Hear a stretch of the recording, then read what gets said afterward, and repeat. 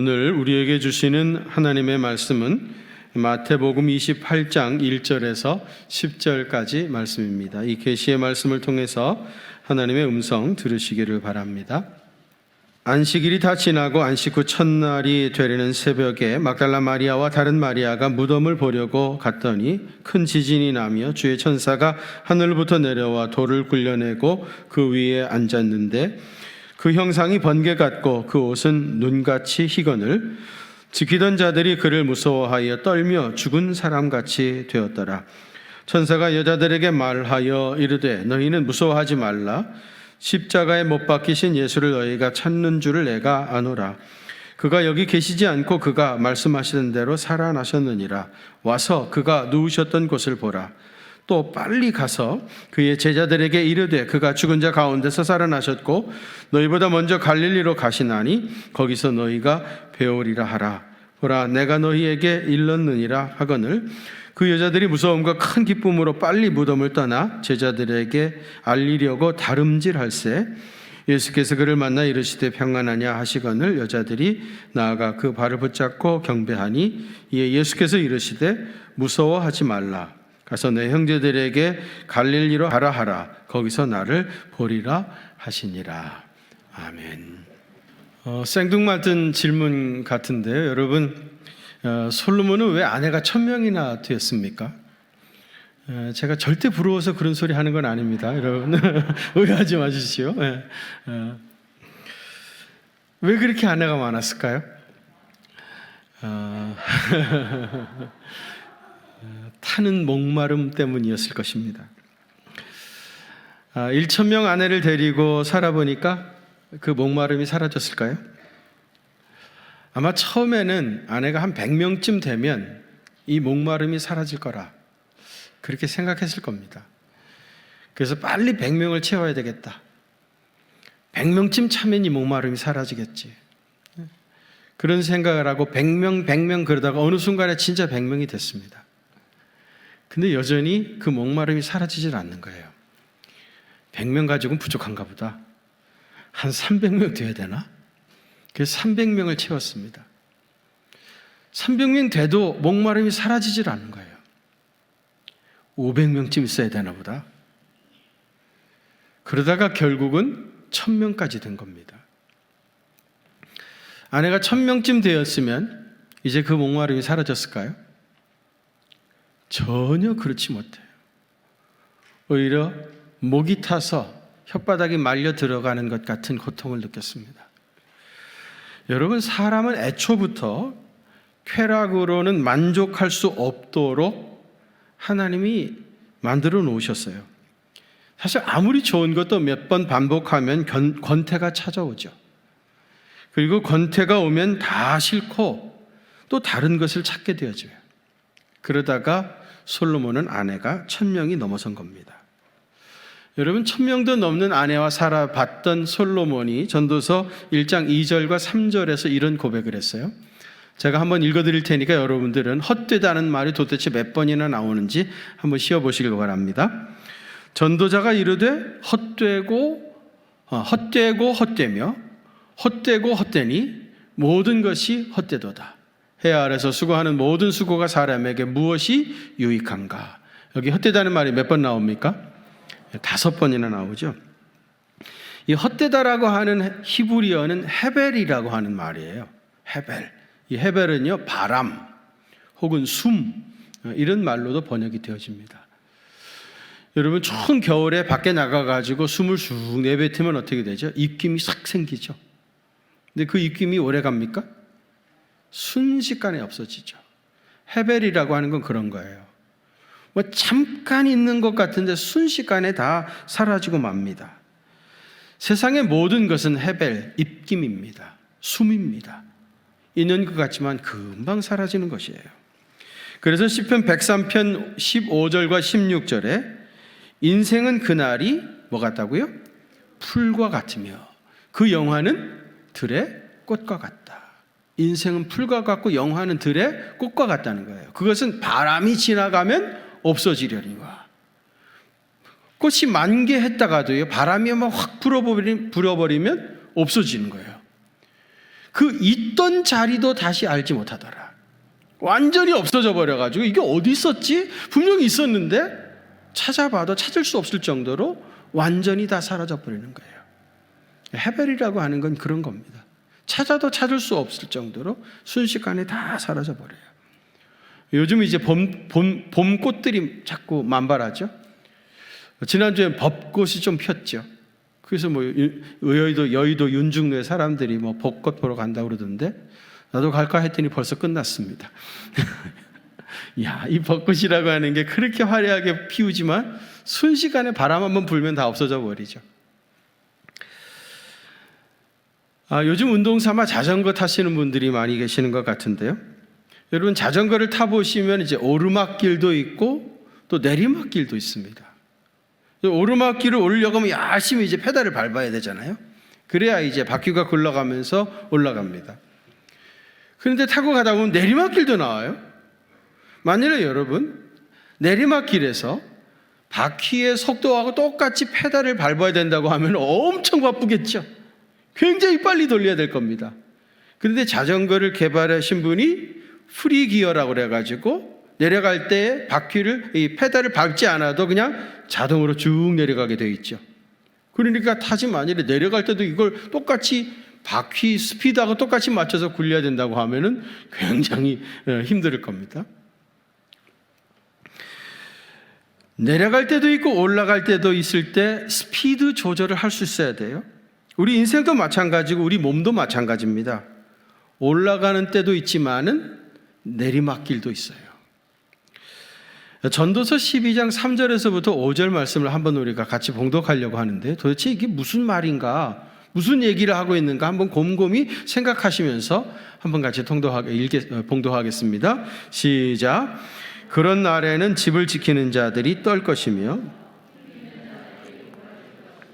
맷돌질하는 자들이 적음으로 그칠 것이며 창들로 내다보이는 자가 어두워질 것이며 길거리 문들이 닫혀질 것이며 맷돌 소리가 적어질 것이며 새의 소리로 말미암아 일어날 것이며 음악하는 여자들은 다 쇠하여질 것이며 또한 그런 자들은 높은 곳을 두려워할 것이며 길에서는 놀랄 것이며 살거나무가 꽃이 필 것이며 메뚜기도 짐이 될 것이며 정욕이 그치리니 이는 사람이 자기의 영원한 집으로 돌아가고 조문객들이 거리로 왕래하게 되밀어라. 아멘. 여러분 우리가 읽기는 읽었는데 이게 무슨 뜻인 것 같습니까? 무슨 얘기하고 있는 것 같아요? 힌트는 맨 마지막에 보면 조문객들이 거리로 왕래하게 되미니라. 우리 마지막 죽음에 대한 이야기를 얘기하는 것 같지 않습니까? 그런 날에는 그랬는데 이 말은요, 나이가 많이 들어 늙어지면 그런 뜻입니다. 나이가 많이 들어가지고 사람이 늙게 되어지면은 어떻게 우리 몸이 변하게 되는가 그 얘기인데요. 거기 보세요. 집을 지키는 자들이 떨 것이며 그랬어요. 우리 몸을 지키고 버티고 있는 게 다리하고 팔이죠. 나이가 들면은 이 다리 팔이 떨립니다. 덜덜 떨려요. 그렇죠? 힘 있는 자들이 구부러질 것이며 그랬어요. 모든 힘은 허리에서 나온다고 했는데 나이 들면 허리가 구부러지는 겁니다.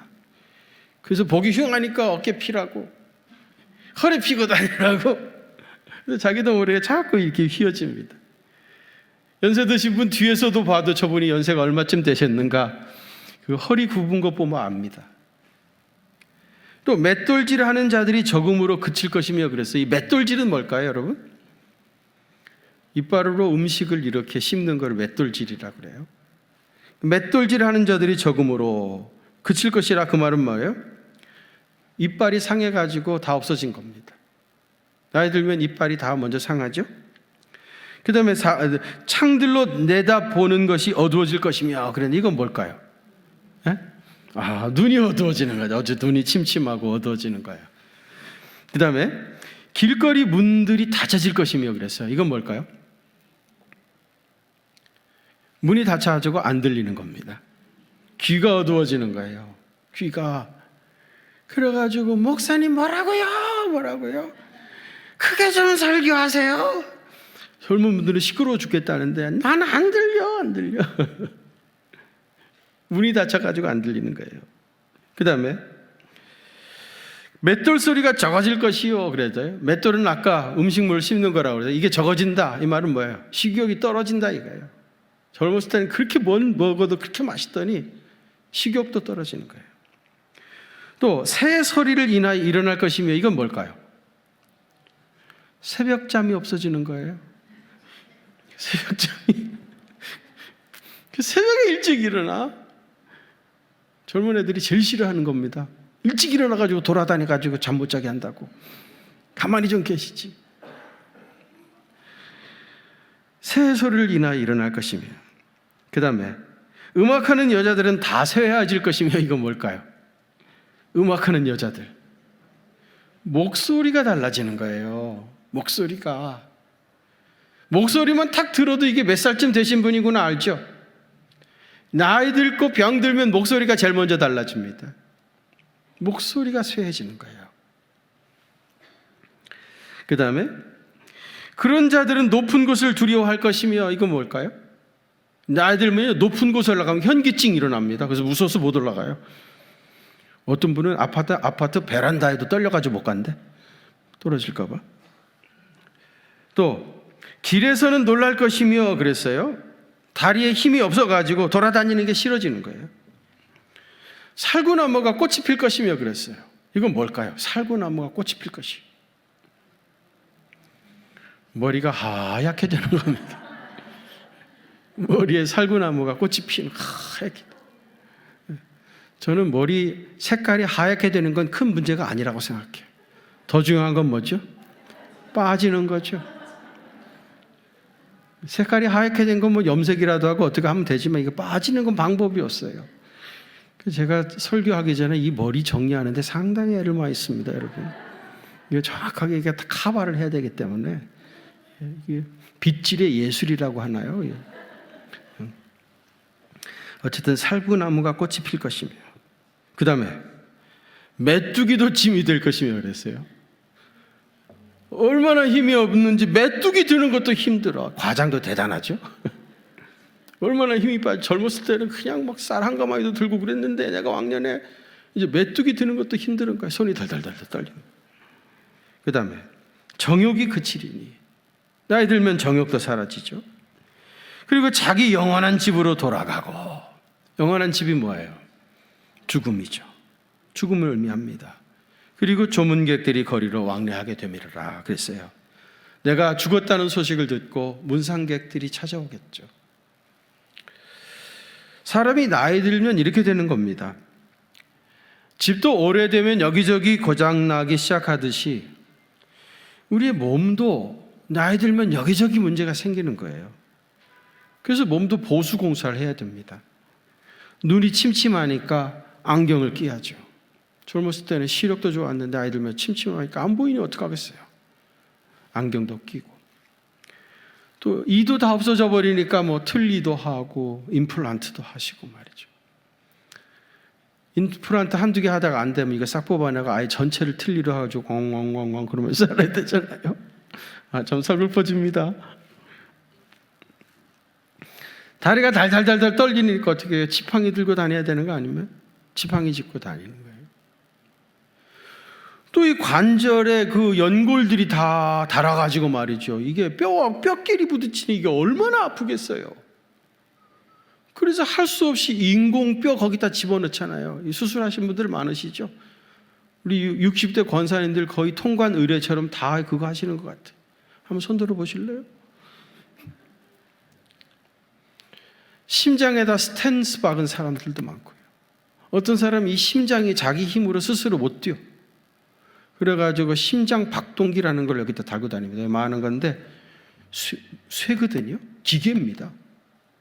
그래가지고 공항에 나갈 때 이렇게 스캔하면 삐 그럽니다. 깜짝 놀라죠. 나 무슨 뭐 흉기 가지고 가는 게 아니고 내 몸에 쇠가 있어가지고 이게 심장 박동기가 있다. 병원에서 띄워준 증명서를 보여줘야 비행기 탈 수 있습니다. 나이 들수록 여기저기 병들고 고장 나가지고 계속 기계에 의존해서 살고 약에 의존해서 살 수밖에 없는 거예요. 그러다가 어느 순간에는 더 이상 고칠 수도 없어요. 그래서 늙으면 병원에서도 안 받아줍니다. 집도 여기저기 고쳐 쓰다가 나중에는 배보다 배꼽이라고 수리하는 비용이 더 많아지면 어떡합니까? 아예 싹 밀어버리고 새롭게 집을 지어야 되죠. 근데 어느 순간에는 우리 몸도 그렇게 될 수밖에 없는 상황이 되어져요. 아까 자전거를 개발한 사람이 내려갈 때는 프리기어로 이걸 하지 않아도 내려갈 수 있도록 연구를 해놨다 그랬는데, 하나님께서도 우리 몸이 이렇게 쇠약해진다는 것을 미리 아셨습니다. 언젠가는 이것이 완전히 더 이상 쓸 수 없는 몸이 된다는 것을 아시고, 그리고 새로운 몸을 개발해 놓으신 거예요. 디자인해 주신 겁니다. 그게 뭘겠습니까?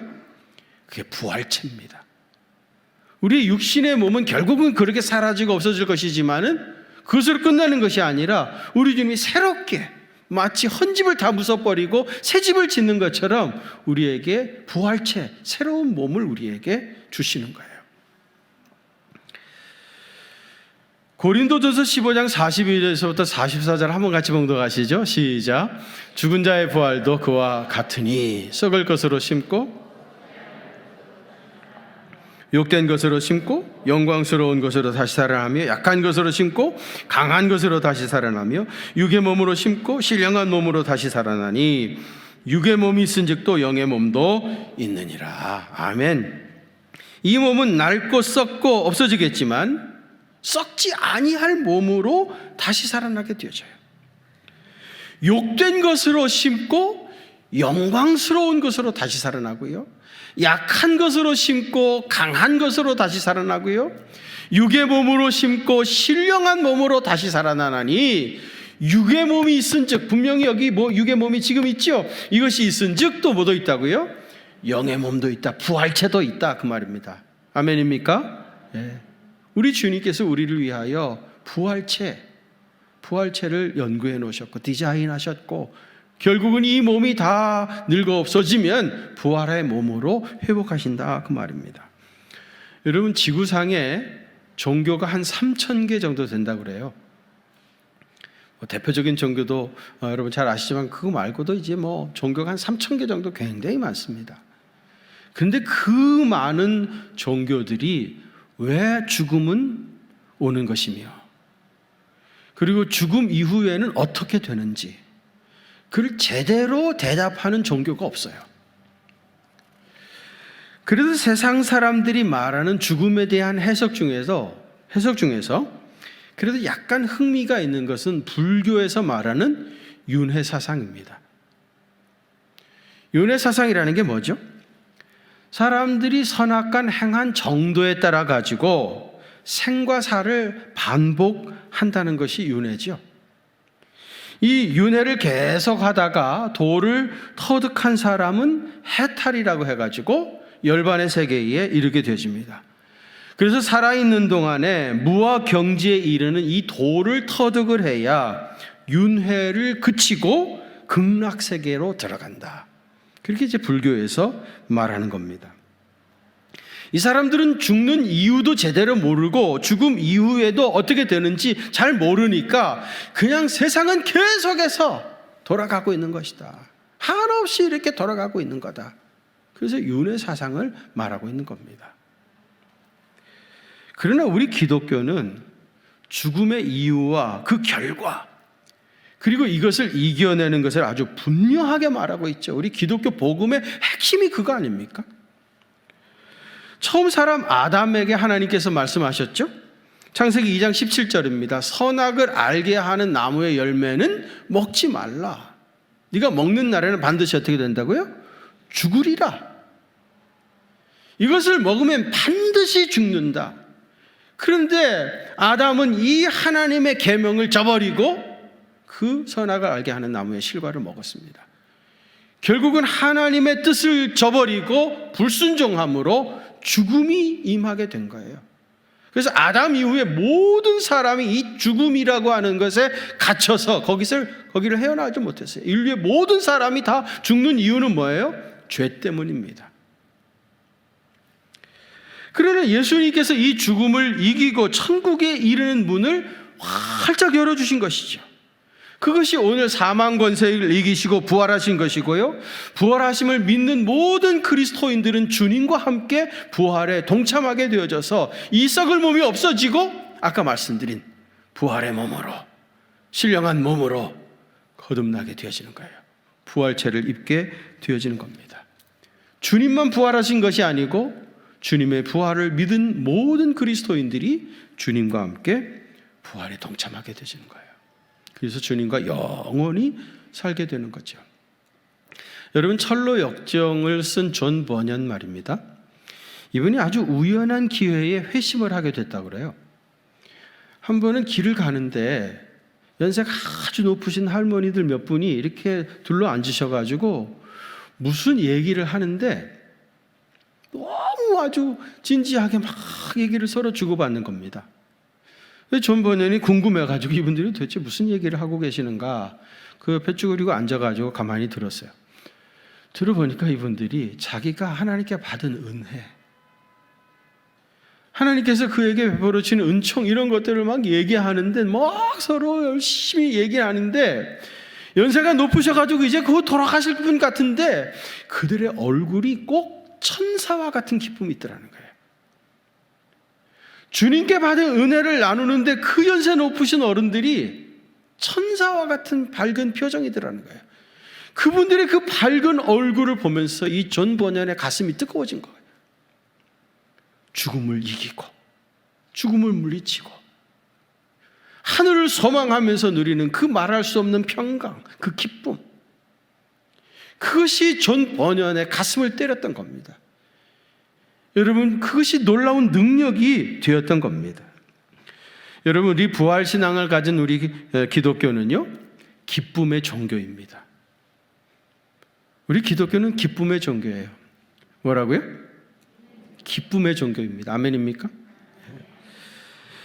예수님의 부활 사건 이후 그리스도인들은 주님께서 부활하신 이 날을 특별히 주의 날이라, 더 로스데이라고 하죠.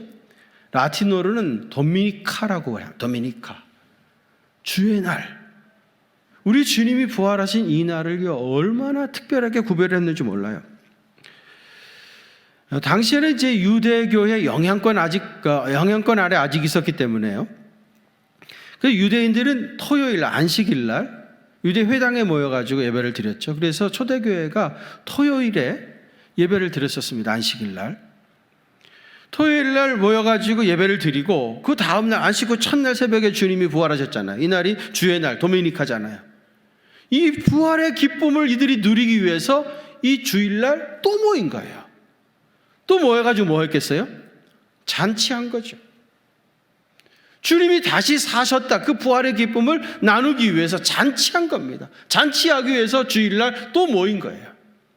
그래서 안식일 날도 모이고 주일 날도 모여가지고 잔치를 하고, 그러면서 그들은 늘 기뻐했던 거예요. 이 초대교회 교인들은요, 주일날은 두 가지를 하지 않았다고 그래요. 첫째는 뭐냐면은 금식을 하지 않았습니다. 보통 유대인들이 수요일하고 금요일날 금식을 하거든요. 그런데 교인들은 주일날에는 금식을 하지 않았어요. 왜요? 잔치하며 기뻐해야 될 날이니까. 사람들과 더불어서 마음껏 교제하고 잔치하면서 즐거워해야 할 날이기 때문에 금식을 하지 않았습니다. 주일날에는. 또 하나는요, 무릎을 꿇지를 않았어요. 유대인들은 보통 기도할 때 무릎을 꿇고 땅에 엎드려 가지고 기도하는 사람들이 있거든요. 겸손하게. 그런데 주일날에는 무릎을 꿇지 않았어요. 왜요? 우리 주님께서 사망 권세 이기시고 일어나신 날이기 때문이에요. 우리를 이렇게 세워주신 날이기 때문입니다. 우리에게 승리를 주신 날이기 때문에 주일날에는 무릎도 꿇지 않았다고 그래요. 그리고 이 주일날을 그들은 아주 특별히 구분을 했습니다. 예를 들어가지고 여러분, 사순절 말입니다. 사순절은 참회 수요일로부터 시작해가지고 부활절 전날까지가 사순절이에요. 그런데 이 사순절을 어떻게 정하는가 하면 부활절로부터 시작해가지고 역산, 뒤로 계산하는 겁니다. 주일을 뺀 40일을 사순절이라고 그래요. 그러니까 이 기간 동안에 사실은 주일이 6번 들어가 있습니다. 그러니까 정확하게 말하면 부활절로부터 역산하면 46번째 되는 날이 참회 수요일이에요. 근데 이 사순절이라고 하는 것은 주님의 죽으심을 묵상하는 계절 아닙니까? 주님의 십자가의 길을 묵상하는 계절이고 주님이 가신 고난의 길에 동참하는 이 계절이 사순절인데, 이 사순절 기간 중에도 주일은 주님이 부활하신 날이잖아요.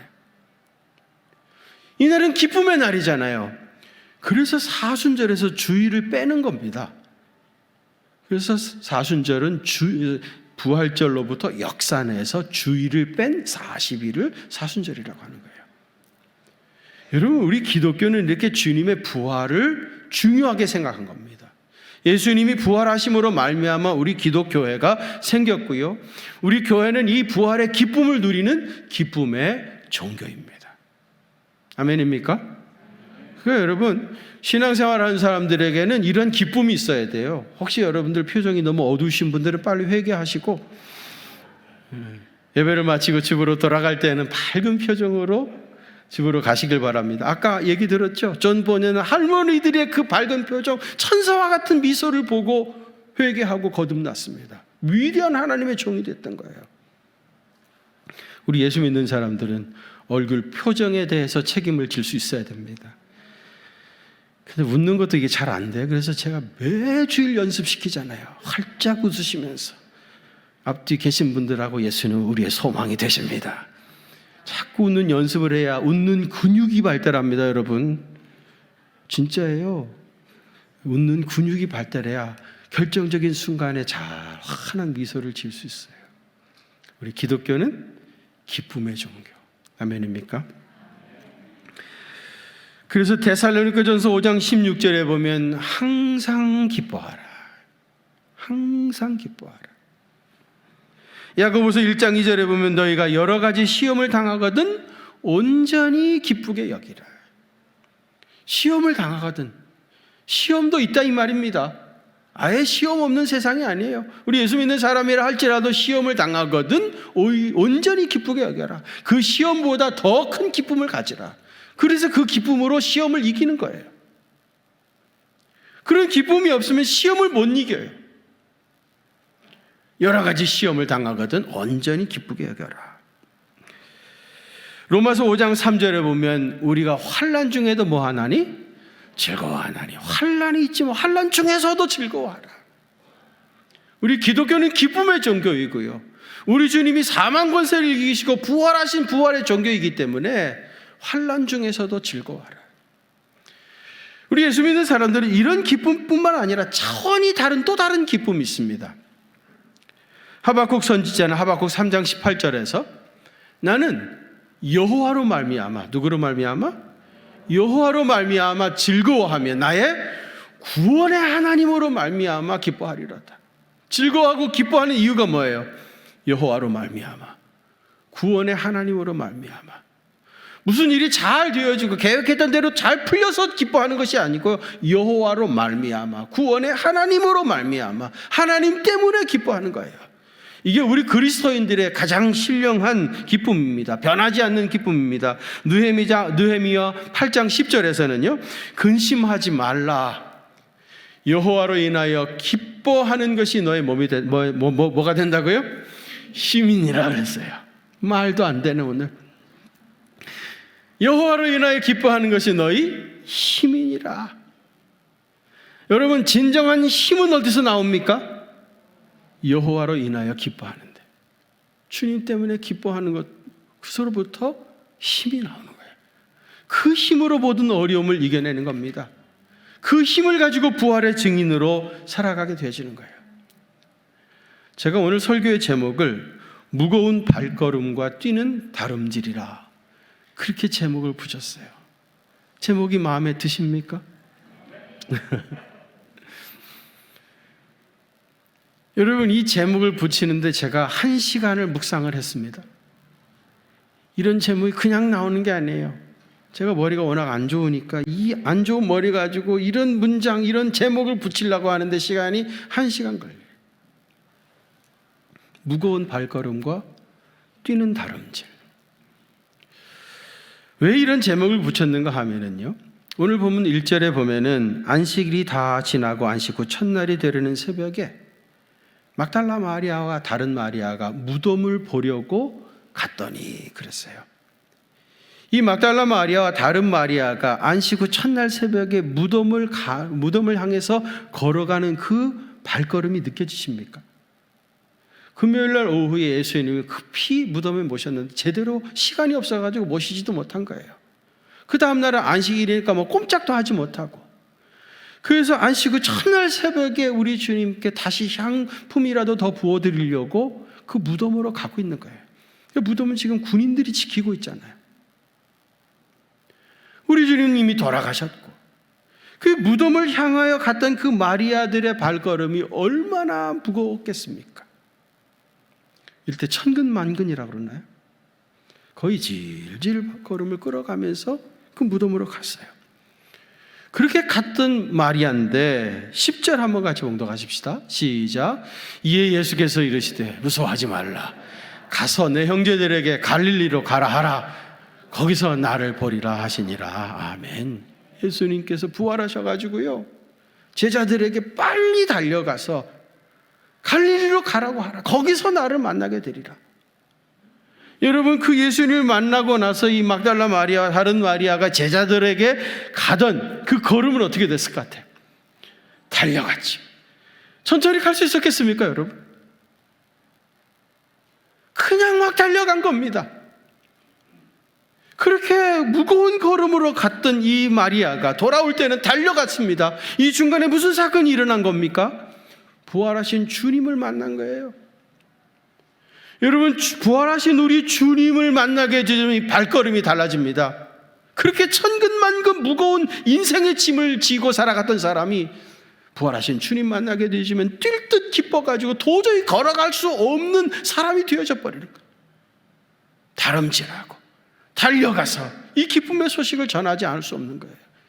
부활하신 우리 주님을 만나게 되어지면 이러한 삶의 놀라운 변화가 일어납니다. 오늘 부활절날 아침에 사망 권세 이기시고 부활의 천년을 되신 우리 주님 만나시고 모든 근심과 걱정과 두려움, 슬픔 다 물러가고 주님이 주시는 뛸 듯 기뻐하는 그 신령한 기쁨이 여러분 삶 속에 충만하게 되시기를 주님의 이름으로 축원합니다. 하나님 아버지, 예수님의 무덤을 향하여 달려갔던 막달라의 걸음이 부활하신 예수님을 만난 후에는 뛸 듯 기뻐서 달려가는 그런 다름질이 됐습니다. 주님, 오늘 우리도 부활하신 주님 만나게 하시고 우리의 인생이 완전히 이렇게 달라지게 하여 주옵소서. 이제 무언가 짓눌려 어둠에 살았던 모든 것들을 다 벗어버리고 주님이 주시는 신령한 기쁨을 마음껏 누리며 부활하신 예수님 증거하며 기쁘게 즐겁게 날마다 사는 것이 잔치 않은 것 같은 그런 신령한 기쁨을 누리며 사는 인생 되게 하여 주옵소서. 이제는 사망 권세 이기시고 부활의 첫 열매가 되시는 우리 주님 예수 그리스도의 그 크신 은혜와 하나님 우리 아버지의 무한하신 사랑하심과 성령님의 위로하심과 교통하심이 우리 경기중앙교회 사랑하는 성도들과 또 저들의 가정과 그 생업의 현장들 위에 이제로부터 영원토록 함께 계시옵기를 간절히 축원하옵나이다. 아멘.